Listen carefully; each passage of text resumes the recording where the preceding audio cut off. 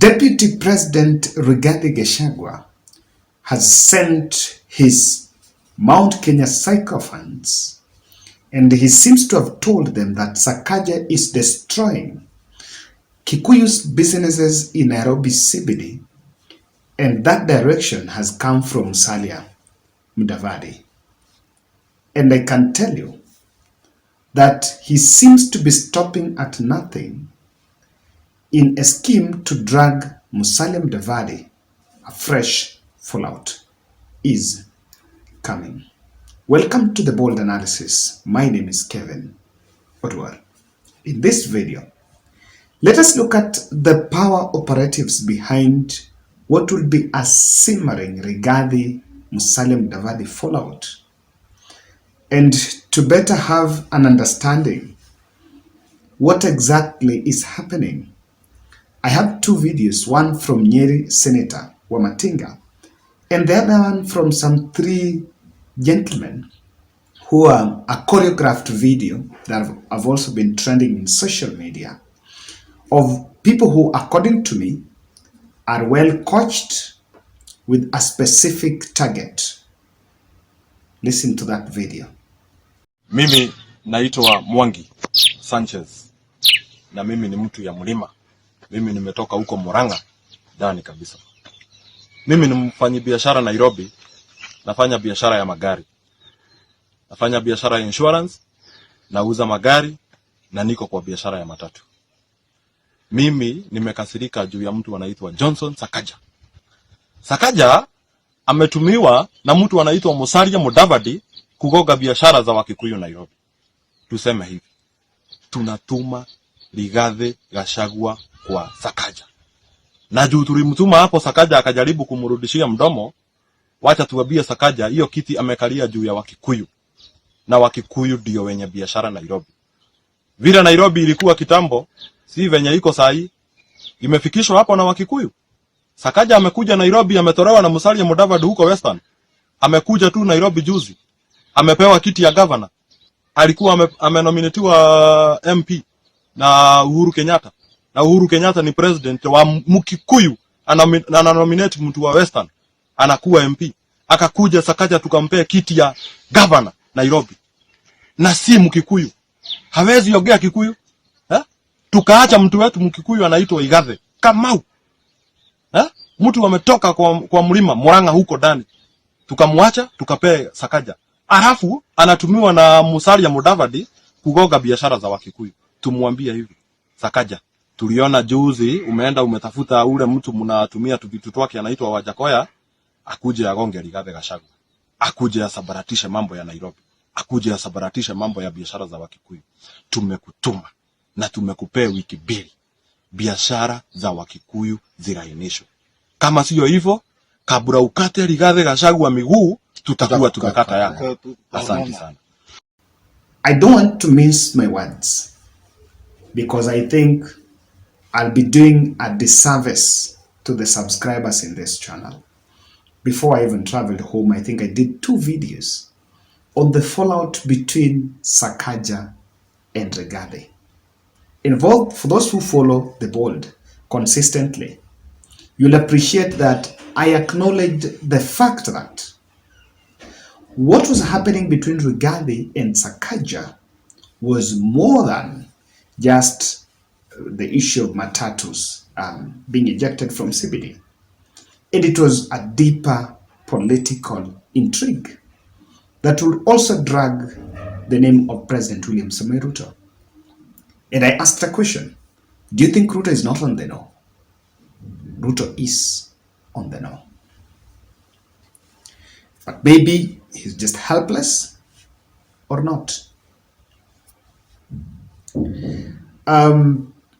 Sakaja Gachagua has sent this gentleman. Let's start with the first video. Wamatinga is speaking somewhere in Nyeri. He is a Nyeri senator and is one of the closest operatives to Rigathi Gachagua. Remember, in the last general election, he wanted to be governor, and I think Rigathi Gachagua called him And they agreed that he would go to run for senator so that UDA would maintain, rather would give the ticket to Mutahi Kahiga. So the person that actually fixed Nyeri politics was Rigathi Gachagua. And even during the fallout within Nyeri County between when Governor Kahiga appointed his cabinet, you could see a split of those who were with Kahiga and those who were with Rigathi, and Wamatinga was with Rigathi. So what should worry Kenyans is that when he's speaking to some people in Nyeri, and these are Nairobi issues. I wanted to just think around it. When that audience is interacting with that message about Sakaja, what is the intention? And that is why I'm making a sound political observation. The man on target is Musalia Mudavadi. And that is what the other gentlemen are speaking about.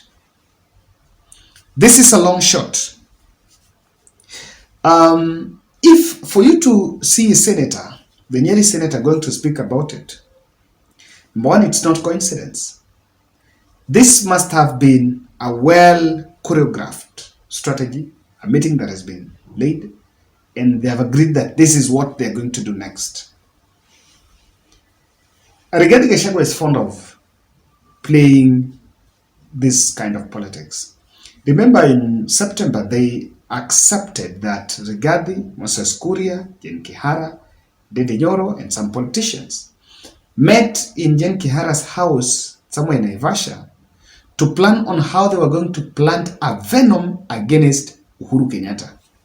They acknowledged. So it's not just a statement. They acknowledged. An article was published, I think, by Nation, that they planned on how they were going to plant a venom against Uhuru Kenyatta in Mount Kenya. So, if that is the next step, then there is a high likelihood that Gachagua has realized that Sakaja is not a pushover. That's number one.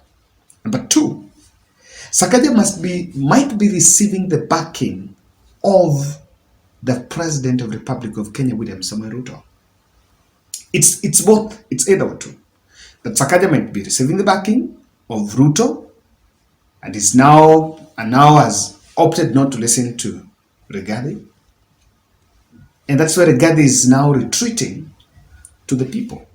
And that is where he's most suitable. By that I can tell you, Rigathi is a finisher. Where? Talking to common person in Mount Kenya, Rigathi is a finisher. How he will do it, use it every dubious way, but give it to him. He will speak to the minds of the people.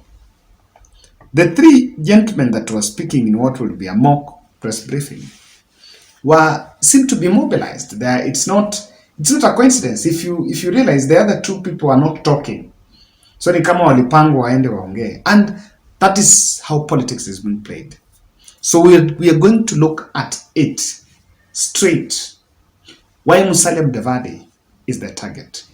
You see, Wamatinga, from the way he's talking, it seems that now impeachment threat is being hawked left, right, and center against Sakaja. And his only problem is about not even issue of the Matatus, it's about Rigathi Gachagua. You know, the son of Mudamba had taken a gentleman approach in politics and came out telling Rigathi that the blame games are not going to add any value. But the biggest threat, and why I can tell you that Rigi G is going after Mudavadi, could be what can be seen as a Mulembe nation trying to coalesce around Musalia. When Francis Atwoli came out and defended Sakaja. Na ndio tunataka wa support Sakaja. Nairobi City ionekane kama city zingine. Hapana city ambayo watu wa matatu wanajaa ndani, wauzaji wa bangi, wauzaji wa nini. It must be an international city kama city zingine kama Abuja, Cairo, City zile Johannesburg, sasa Durban, zile Harare, city kama ya Kigali nchi ndogo imejiorganize. We must bring sanity in our cities, and we must support the government. We must support Sakaja, the governor of Nairobi, to make sure Nairobi has a public organized transport. Pana mambo mtu anaingia kwa matatu unafiwa kama umeingia kwa jela. Lazima tuwe na city public transport which is working. And this is what I want leaders to advise, to invoke. Hasa wale leaders wanaenda ng'ambo. Na nataka kusi His Excellency the President akienda ng'ambo aende na viongozi wake waone wenzake. There is no way. There is no way. Rigathi is, this issue about Rigathi and Sakaja can be used against, can be used to hit Sakaja. There is no way. The discussion was never about Rigathi. It was the discussion was about moving Matatus out of CBD. And Nairobi residents have held their ground that we are willing to stand with Sakaja to eject the Matatus. And it's a bit, I call it selfish, because even me, I come from Western side. Even our buses are also being ejected from town, just the same as those who are going to Nyeri. So it's not a selective application of the law, or rather selective application of that policy. You know, if someone was selecting and leaving the others would make sense. But this is touching everything.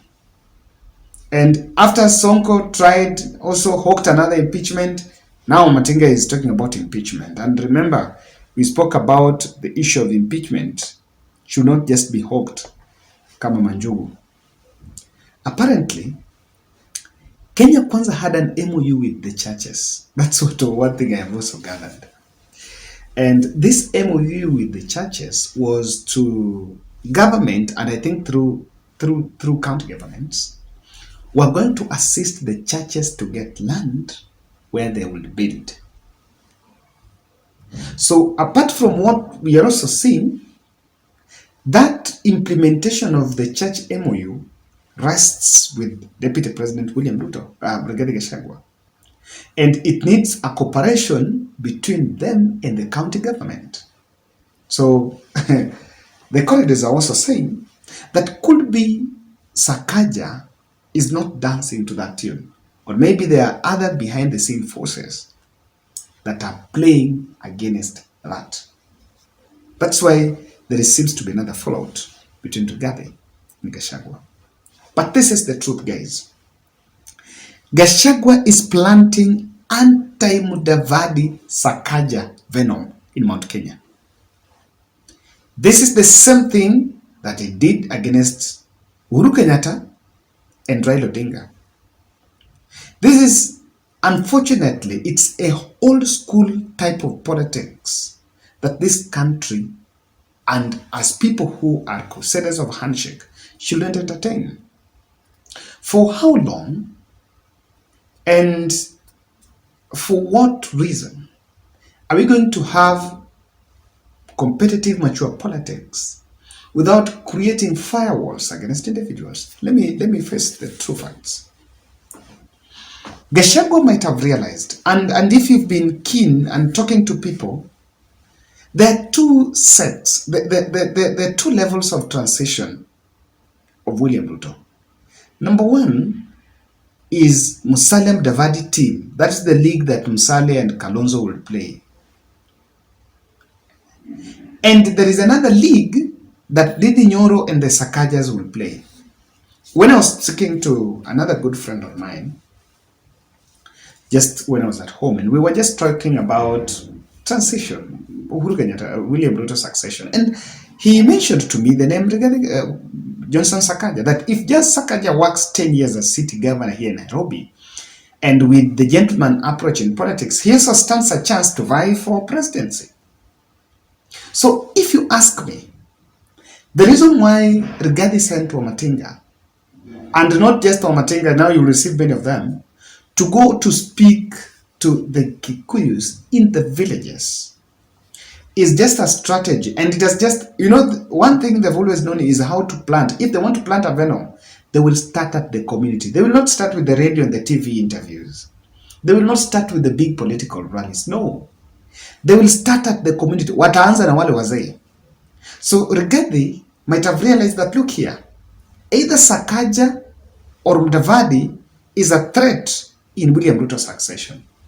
And that is why this strategy, from what the three gentlemen are speaking about, they seems to be telling Mount Kenya that Mudavadi is an enemy of Gema.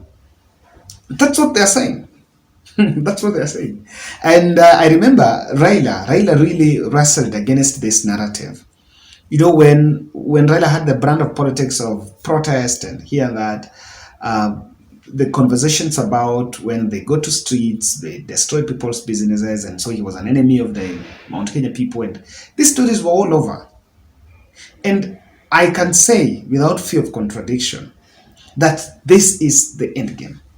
The venom that was planted against Uhuru Kenyatta, and they might have realized that, look here, maybe Raila Odinga is not going to be there, or there is a probability of even Raila Odinga backing either Sakaja or Mudavadi if time be, or the Sakaja, Mudavadi, Kalonzo, and Raila being in the one camp. Rigathi is simply playing succession politics with this issue of Nairobi. It is nothing to deal with Mount Kenya businesses. They're not the only ones, and they know very well that it's a very selfish move. Number two, Mudavadi, and this is the irony of politics. Mudavadi successfully went to Mount Kenya to trash Uhuru Kenyatta and tell them the way people don't eat roads. So the same thing now happening to him. Alienda huko akawambia, he was when Gachagua was serving the interest of making sure that he diminishes the legacy of Uhuru Kenyatta. The person that was best sent was Uhuru Kenyatta's best friend, Musalia Mudavadi, was sent there. Now, just 3 months later, Mudavadi is also now being termed an enemy of the region. So this is going to be the new brand of politics. I'm so cautious because as time go, we are evolving and creating firewalls against other people, because what Rigathi really wants is one thing: consolidate Gema, then go to Rift Valley and beg for votes and make sure the other candidates, things change. That's it. But then, it was a big script.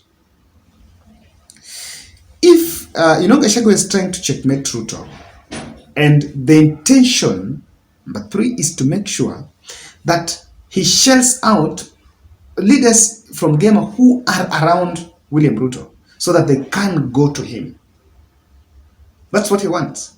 Aonekane, create a new narrative that now businesses of Gema are now going to are getting destroyed in Nairobi, because the victim card is what was done in 2022.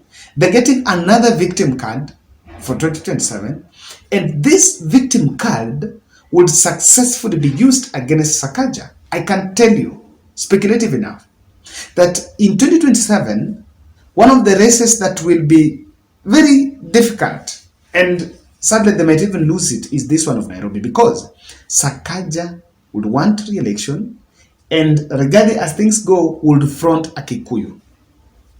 To whatever reason, whether at party level or something, and that is the simmering fallout. Sakaja will front a Kikuyu, and that's why this sympathy card is being brought. He will want a Gema to get it, so that he will boost next Kwanzaa. And in fact, Nairobi governor's seat is going to be part of the campaign. It's going to be part of the bargain for Gema to support William Ruto in 2027. The strategy and the rule will be that they don't want Sakaja. But now, if they have said Sakaja is destroying their businesses, or rather Sakaja is now pushing Mudavadi, who knows? They might even come back and say they don't want to see Musalia Mudavadi as the deputy, so that seat goes even to Kalonzo or someone. It will work. It's purely politics. Ruto and Rigathi are scrambling for control of Nairobi. This will be it. The side shows could be that Sakaja wants a stake and Ruto wants a stake, and no one is willing to blink. Sadly, that's how our politics is. So, ladies and gentlemen, that's my take on this. I can tell you, 2023, if you think politics is over, we are just starting. We have a lot. There are just a lot things that are actually on the plate. So let's see how it rolls. I don't know what's your take on Omatinga. For me, it's nothing but William Ruto's succession. Make sure Sakaja is not governor in 2027, number one. Number two, make sure Gema hits Musalia Mudavadi, so that any other package Musalia Mudavadi is going to package himself into, number one thing is that he's going to be an enemy of Gema, just the same way the Venom was planted against Uhuru Kenyatta in Raila Odinga. And it's the same line that Uhuru ametesa Gema. Sasa sahi it's Musalia Mudavadi ametesa Gema. That's it. Tell us, viewer. Give us your feedback, guys.